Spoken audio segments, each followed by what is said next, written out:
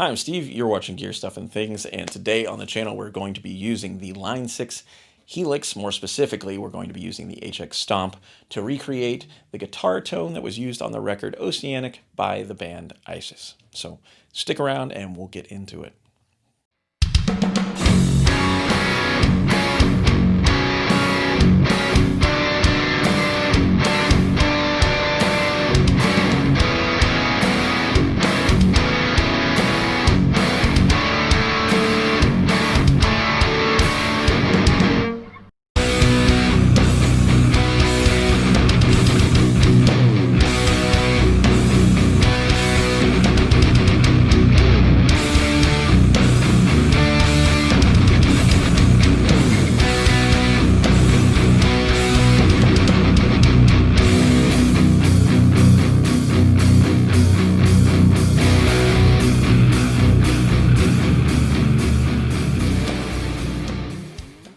All right, so recently I asked some folks on my Instagram page, if you don't follow me there already, it's at Gear Stuff and Things on Instagram, what they thought I should do for video content here on the channel, because frankly, and just being honest, I was running out of ideas or things that just didn't feel genuine to my own creativity, but that's a whole other conversation.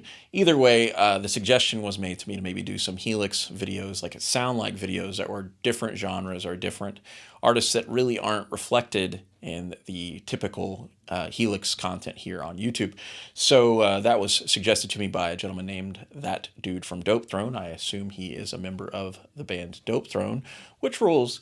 And I took his idea and I'm running with it. So today we are going to be talking about the record Oceanic by the band ISIS and trying to capture the tone and vibe of the distortion that was used on those records. So in 2002, this record came out, and it was not the first record by the band ISIS. If you're not familiar with ISIS, obviously I should probably elaborate there. ISIS is a post-metal band. If you don't know what post-metal bands are, versus us going down this long road of genre discussion and subgenres and Wikipedia searches, Google searches, all of that nonsense, let's just call them an experimental band. Let's save both of us a lot of trouble here. They incorporate a lot of genres and a lot of influences and have created their own thing. And that's really what's important, and that's why this record matters, because in 2002, ISIS became ISIS, in my opinion. And I realize that name has different connotations now, but ISIS, the band, officially found themselves as creative individuals, in my opinion, by the time they got to this record. They had other records before it that were more riff and noise driven. By the time they made it to Oceanic, they had found their own voice and narrowed their niche and created their own lane. And that is hard to do. And I know that there are a lot of folks out there who get really attached to the first records of bands and then hate everything they do subsequently, or don't like it when a band changes. And I'm not one of those dudes. I understand that feeling, but I also, as someone who's a creative person, I understand the desire to expound upon your interests and to try to create newer, more intriguing things for your own listening ears and for your own inspiration. And I think that's what this band had done. They were finding themselves, and by Panopticon, not by Panopticon is the album that came after Oceanic, but by Oceanic they had found their voice, and everything subsequent of that up until when they broke up is just an evolution of this voice. So Oceanic was ISIS becoming ISIS. This is my opinion. And everything that followed was, them expounding upon their own voice. So if you're one of these people that gets mad about a band changes and the new records sound different and they lost me as a fan, okay. There are plenty of records that I love. There are plenty of bands that I love that put out records that not necessarily my thing at the time or at all. But I understand as a creative person, they wanted to do something different, and they did something different, and that is their prerogative. Don't be one of these people that gets mad when the band you like does something different. Try to embrace it and understand that they are creative individuals who are trying to come to the canvas with something different in general, and you should feel that way in life. You should feel like you're progressing and learning more. You should actually, without getting too crazy about it. So Norman Lear once said that he learned more about himself as a person between the age of 80 and the age of 90. Now, you can look up who Norman Lear is, but the point is that you should still be willing to find new things out about yourself. And that is not just limited to personal self stuff, but obviously that's the most important. But also in your creative journey, you should find a place that makes you feel whole and go for that. Either way, Isis, the record, Oceanic. I tried to recapture the guitar tone. Now, I will put it up front there. A lot of the things they actually used during this era and the things they used later in their career prior to breaking up, those amps aren't available inside of Helix. So I can't 100% duplicate things. Now, portion of their rig I can, a portion of it I can't. But my goal here was not to recreate the individual rigs of the guitar players in the band, which I'll get into that in here in a moment, but to capture the overall tone and vibe of the record guitar-wise. So I'll let you know what their rigs were, and then I'll let you know my thoughts behind it. So Gallagher, Turner, those are the two main guitar players in Isis. There is occasional third guitar player stuff, but the primary bulk of the guitar work is done by those two individuals. Mr. Gallagher, in the early portion of the career, especially in the Oceanic era, was using a Les Paul into a Mesa dual rectifier rack and using a handful of pedals on the ground. He was using the Mesa's internal distortion, so built-in amp distortion, and not using external dirt. He was using external reverbs and delays and tremolos and such. Now, on the other hand, Turner was using a Telecaster 72 Deluxe reissue into a Sun Model T. He was using overdrives and distortions in front of it, along with delays and reverbs. Those two tones are very different. So what I did is I took a Les Paul here, and I tuned it that way. They tuned to drop B, sorry. They tuned to drop B, and they occasionally tune as low as F sharp. So they're taking the same drop B tuned guitar and then tuning that lowest note down to match the next note, which is F sharp. So F sharp, B, if you following what I'm saying here. I'll put up the actual writing of it here. Either way, so I did that on the Les Paul, and I have a Telecaster here. It's a Telecaster baritone that has a Seth Lover pickup in it. Now, the reason I went with that is because the 72 Deluxe has the wide range in it, which is fairly similar to the Seth Lover. So I wanted to use those two things to try to combine them and try to find a happy medium, and I think I found it. But the ultimate point of what I'm trying to say is that I couldn't 100% duplicate individual rigs here. I could probably easier duplicate Gallagher's rig inside of Helix than I could Aaron Turner's, but I wanted to capture something that just sounded like the record as a whole and felt like that. So later on into Isis's career, they were using VHT stuff, and they were using that to cover all of the stuff throughout their career.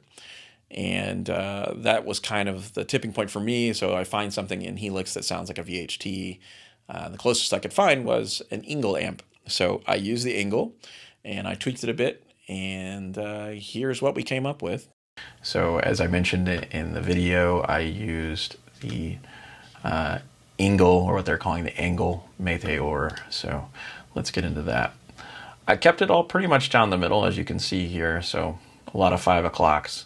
Dropped some bass out a little because the stuff where I'm tuning to F sharp, it gets a little bit flubby, but you still want some control, but you still want some low end. Either way, so that's that. So from there, mids 5.5, and the treble I boosted a little bit just to get a little bit more of that sharpness to some of the chords. Presence I kept at 5.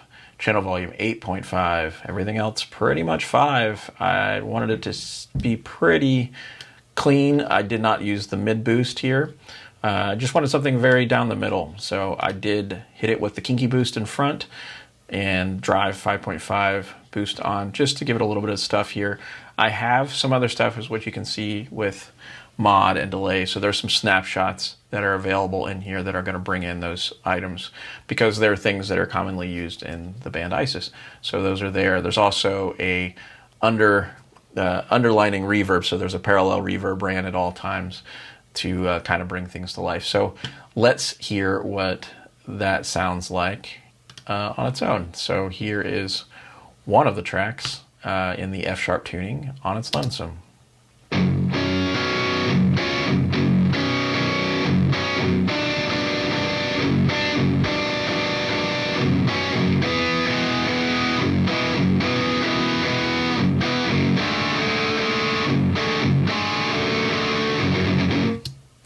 All right, so obviously I'm not playing exactly what was played on the record, mostly because I don't want the video to get flagged or taken down. So this is a variant of the song, the beginning and the end from the record Oceanic. Obviously this tone seems a tiny bit thin on its own, but mixed in with bass and the whole mix and whatnot, it does not sound that way. So let's hear that.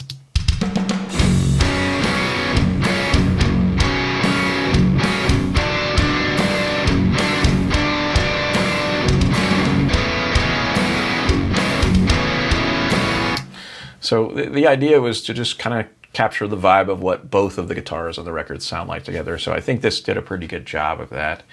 You know, they're big sounding in the context of a mix. Most guitar stuff on its own doesn't sound as huge as it would until it's in a mix context. So that's that. We can hear it a little bit further over here where it's tuned to B, so a little bit less flubby.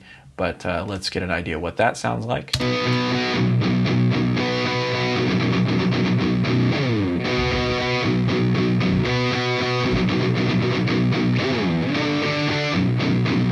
And in the context of a mix.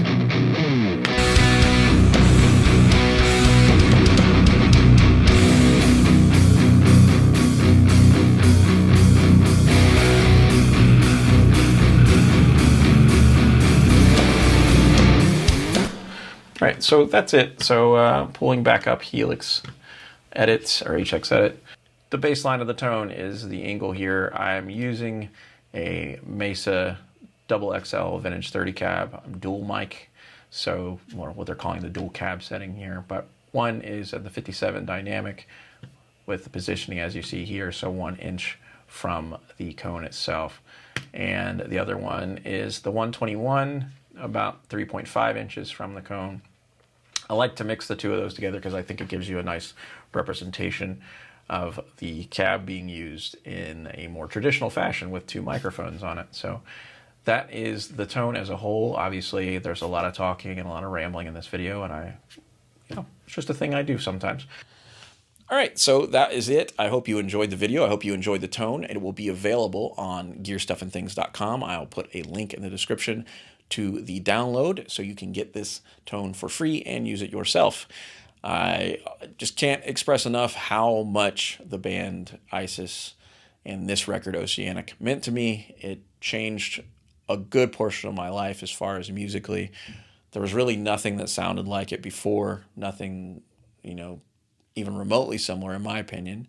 And then jump into 2002 and this record came out and there was nothing that sounded like it. And it's so inspiring, and I think that's important. Find the things that inspire you to create the music you want to create, and that's what matters the most. So as usual, thank you so much for checking out the channel, taking the time to watch the video, and thank you for your suggestions. If you have more suggestions, please leave them in the comments. Without any more rambling from my goofy self, it's been me.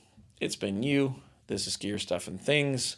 If you haven't subscribed already, please consider subscribing. Hit that bell so that you get notifications every time a new video goes up. And that's it.